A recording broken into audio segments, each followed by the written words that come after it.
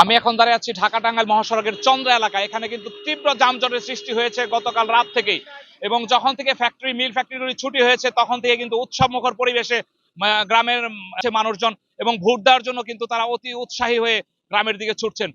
সেই ক্ষেত্রে দেখতে পাচ্ছি যে গতকাল রাত থেকে কিন্তু প্রচন্ড পরিমাণে জ্যাম রয়েছে চন্দ্রা এলাকায়, এবং আমরা যতটুকু জানতে পেরেছি যে প্রায় 30 থেকে 40 কিলোমিটার এলাকা জুড়ে কিন্তু জ্যামজটের সৃষ্টি হয়েছে। যে 30 মিনিটের রাস্তা কিন্তু 6 ঘন্টা সময় লাগছে।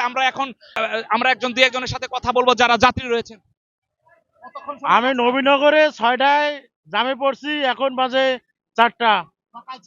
সকাল 6টায় নবীনগর, বিকাল 4টায়। 30 মিনিটের রাস্তা, এই 8 ঘন্টা লাগলো। আগে আমরা দেখতাম বিশেষ দিনে রাস্তাতে অনেক সার্জেন্ট ট্রাফিক পুলিশ থাকতো, এরা জাম নিরসন করার জন্য কাজ করতো।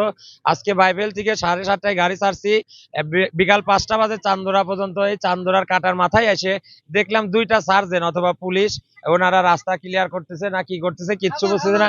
মানে যার যেরকম খুশি যে যেভাবে ডান দিয়ে বাম দিয়ে যাচ্ছে। প্রচন্ড জ্যাম ভাই, এরকম ভাবে চলা যায় না ভাই। অন্তর্বর্তী সরকারের দরকার ছিল এই রাস্তা জ্যাম হবে এটা মাথায় রেখে আগের মতো পুলিশ প্রশাসন দিয়ে রাস্তাটা ক্লিয়ার রাখার।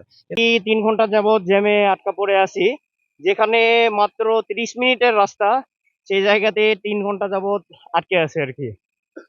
খুবই সমস্যা হচ্ছে আসলে, মানে বাড়ি ফেরার পথে এত জ্যাম হবে আসলে জানতাম না আগে।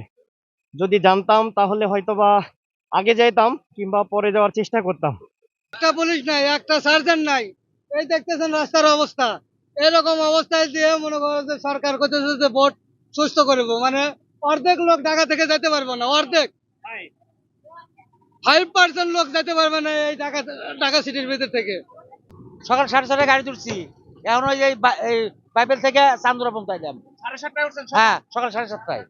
এখন চন্দ্রা এসে হ্যাঁ, এইমাত্র পৌঁছাইলাম। হ্যাঁ, এই তো দেশের শৃঙ্খলা, এই তো দেশের আইন। কি করবেন? কোন যাবত জ্যামে বসে আছেন? কালকে রাত 3টা যাবত জ্যামে পড়ছি, এতক্ষণও চান্দরা পার হতে পারি নাই। চন্দ্রা পারাইতে পারেন না। কোথা থেকে পড়ছেন জ্যামে?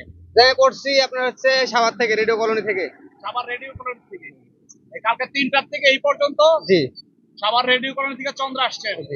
যাত্রীদের সাথে কথা বলে যতটুকু জানতে পেরেছি যে প্রায় 30 মিনিটের রাস্তা তারা কিন্তু প্রায় 6 ঘন্টা 7 ঘন্টা পাড়ি দিয়ে বাইপাল থেকে চন্দ্রা এসেছে, যেখানে 30 মিনিটের রাস্তা ছিল। যাই হোক, তারপরও কিন্তু যাত্রীরা অনেকেই বিভিন্ন ধরনের অভিযোগ করেছেন, ভাড়া নিয়ে অভিযোগ তুলেছেন যে ভাড়া বেশি নিচ্ছে, এবং অনেকেই অভিযোগ করেছেন পুলিশ প্রশাসনের উপর দায় চাপিয়েছেন।